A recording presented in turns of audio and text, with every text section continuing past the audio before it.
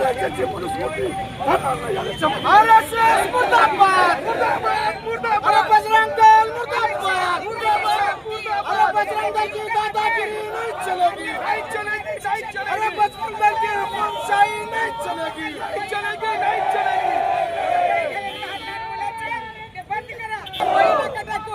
लहान मुलं मरत आहेत आम्ही बी काही लहान लेकरांचं दुःख त्याला कळणं झालंय पण तुम्ही त्यांना थांबवलं पाहिजे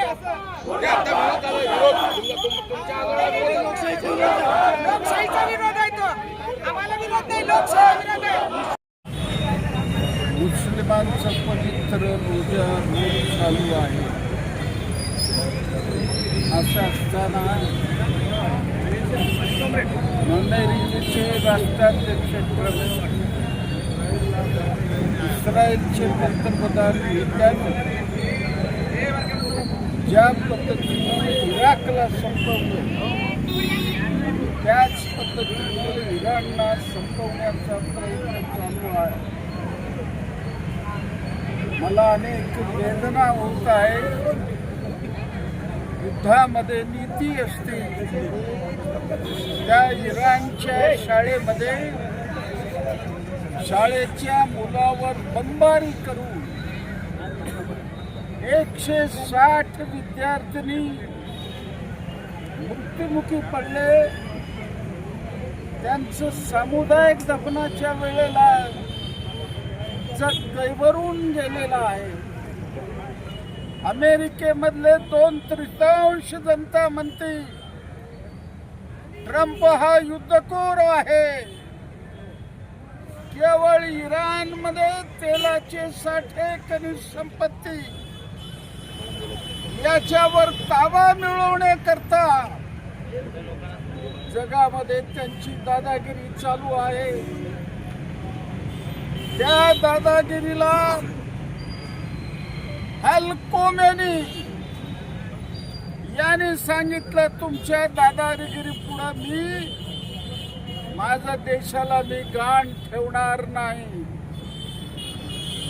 त्यांच्या गुप्तचर यंत्रणेनं त्याला सांगितलं तुमचा जीव धोक्यात आहे, तुमच्या कुटुंबियाचा जीव धोक्यात आहे, तुम्हाला सुरक्षित स्थळी आम्ही घेऊन जाणार आहे. त्यावेळेला शहादत झालेले खोमेनी याने म्हणलं 9 कोटी इराणीला जोपर्यंत त्यांना संरक्षण मिळणार नाही तोपर्यंत मी असं राहणार नाही. त्यांनी मरण पत्करलं पण ट्रम्प पुढे शरणागती पत्करलं नाही. ट्रम्प हा संपूर्ण जगाला युद्धाच्या खाईमध्ये लोटणारा आहे. म्हणून भारतातल्या मार्क्सवादी कम्युनिस्ट पक्षाने डाव्या पक्षाने जाहीर केलं जी ताकद असेल त्या ताकदीनं